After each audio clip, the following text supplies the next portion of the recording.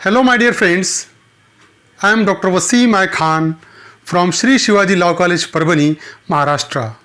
I welcome all the viewers and students to the lecture series of judicial examination.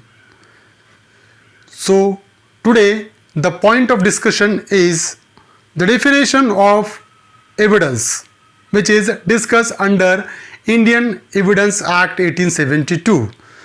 So, in this particular lecture, we will discuss the definition of evidence and the probable question which may be asked by the examiner on this particular definition, as well as we will discuss the question already asked by the examiner on this definition. तो इस lecture में हम discuss करने वाले हैं evidence की definition, उसके साथ ही साथ उसके कंसेप्ट को हम डिस्कस करेंगे। कंसेप्ट के साथ जो एग्जामिनर ने क्वेश्चन पूछा है इसके पिछले एग्जामिनेशन में वो भी हम डिस्कस करने वाले विथ एग्जाम्पल, और उस साथ ही साथ हम डिस्कस करेंगे कि प्रोबेबल क्वेश्चन इस पर्टिकुलर डेफिनेशन पे एग्जामिनर क्या पूछ सकता है।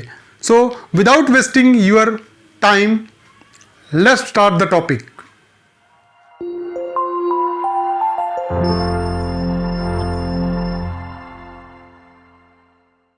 Definition of evidence. So, evidence means and includes all statements which the court permits or requires to be made before it by witnesses. In relation to matters of fact under inquiry, such statements are called oral evidence. So, whenever any matter is under inquiry before any court, and if court permits any person to say something before the court of law, that particular statement is called as a oral evidence. जब कभी भी अगर court के सामने कोई inquiry है, शुरू है, और कोर्ट किसी पर्सन को कुछ कहने की इजाज़त देता है कोर्ट में, वो जो कोई भी पर्सन कुछ कहेगा कोर्ट में, स्टेटमेंट देगा, वो पर्टिकुलर स्टेटमेंट ओरल एविडेंस कहलाएगा. That may be oral evidence. Then all documents including electronic records produced for the inspection of the court, such documents are called documentary evidence. So whenever any document is produced before the court of law for inspection, then that particular document will be called as a documentary evidence including electronic records. जब कभी भी कोई भी document, ऐसा कोई भी document जो court के सामने पेश किया जाता है इंस्पेक्शन के लिए, कोर्ट को बोला जाता है कि इसको कंसिडर किया जाए, तो वो जो डॉक्यूमेंट कोर्ट में पेश किया गया है वो डॉक्यूमेंट डॉक्यूमेंट्री एविडेंस कहलाएगा, including electronic records. So electronic records also comes under the category of documentary evidence. So in the definition of evidence, the two types of evidence has been discussed, oral evidence and documentary evidence. अगर court किसी को orally statement देने के लिए permit करता है court के सामने तो वो ओरल एविडेंस कहलाएगा, और अगर कोर्ट डॉक्यूमेंट एक्सेप्ट करता है किसी पर्सन का केस से रिलेटेड तो वो डॉक्यूमेंट डॉक्यूमेंट्री एविडेंस के कंसेप्ट में आएगा. So that is a particular definition of evidence under evidence act 1872. तो दो चीज़ें ध्यान में रखना बहुत ज़्यादा ज़रूरी है. अगर कोर्ट किसी पर्सन को परमिशन दे रहा है कुछ कहने के लिए कोर्ट में तो वो ओरल एविडेंस कहलाएगा, और अगर कोई पर्सन डॉक्यूमेंट प्रोड्यूस कर रहा है कोर्ट में इंक्लूडिंग इलेक्ट्रॉनिक रिकॉर्ड्स तो वो डॉक्यूमेंट्री एविडेंस कहलाएगा. Now we will discuss the question asked by the examiner on this particular definition. So Uttarakhand Judicial Service Examination Preliminary 2018, जो 2018 का उत्तराखंड जुडिशियल सर्विस एग्जामिनेशन है उसमें पूछा गया क्वेश्चन है, question number 52, electronic records are. अब यहां पर क्वेश्चन पूछा गया है electronic records are oral evidence, no evidence, documentary evidence or none of these. So these are the four options.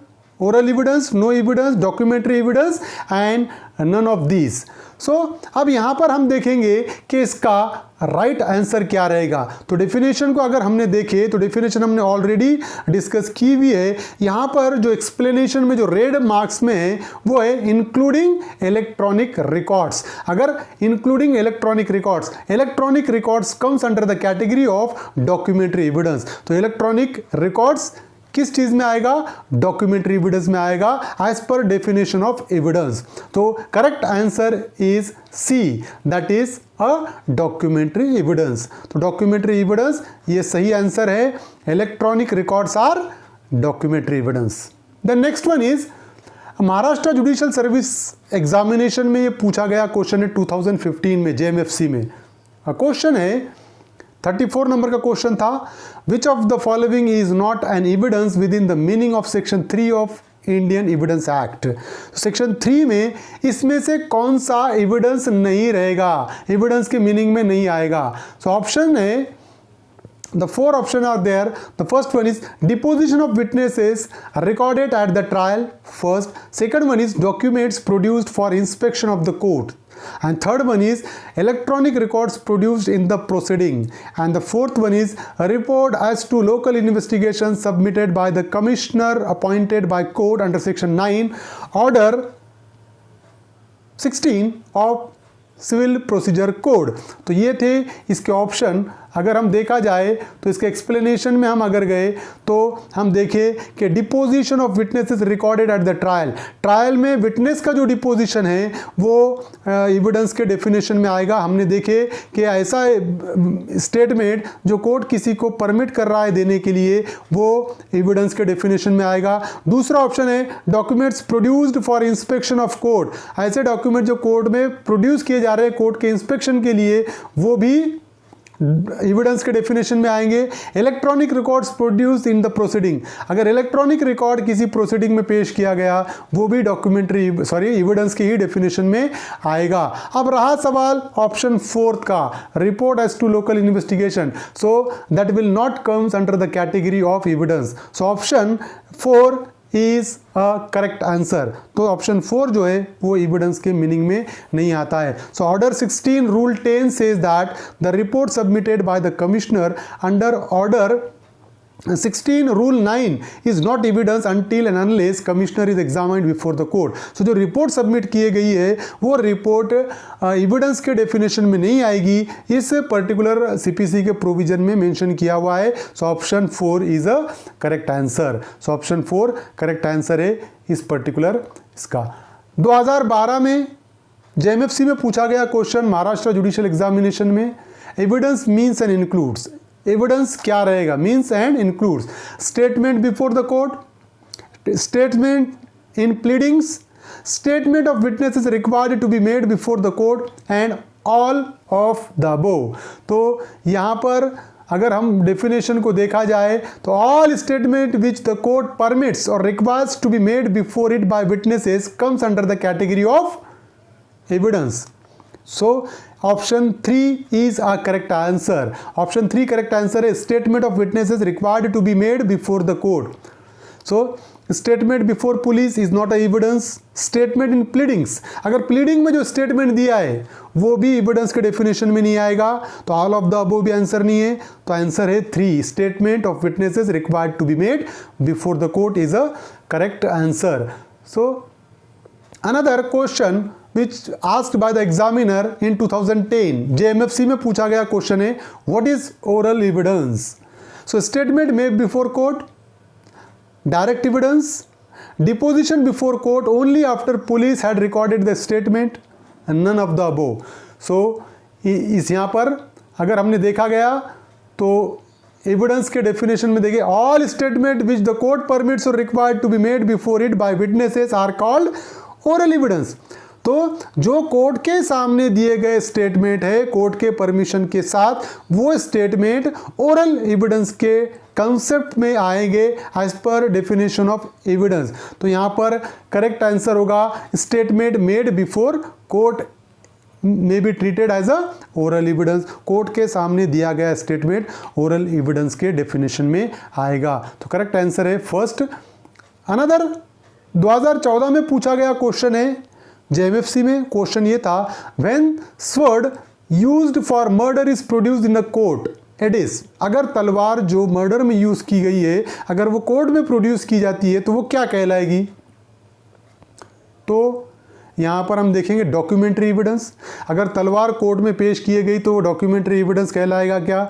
बिल्कुल नहीं। डॉक्यूमेंट का हमने ऑलरेडी डेफिनेशन डिस्कस किया गया है, anything written upon any substance, written, inscribed, whatever it में भी, कोई सब्सटेंस पे लिखी गई है वो डॉक्यूमेंट कहलाएगा। तो sword which recovered from the accused is not a documentary evidence, तो डॉक्यूमेंट्री एविडेंस तो नहीं रहेगा वो। Oral evidence as to existence condition of sword, material evidence भी नहीं है, नन ऑफ द अबव, और oral evidence as to existence condition of sword. तो ये जो तलवार कोर्ट में पेश की गई है वो तलवार क्या कंसेप्ट में आएगी? Oral evidence as to existence condition of sword, उसके एग्जिस्टेंस का, उसके कंडीशन का, तलवार का ओरल एविडेंस के कंसेप्ट में आएगी, वो पर्टिकुलर डेफिनेशन में आएगी।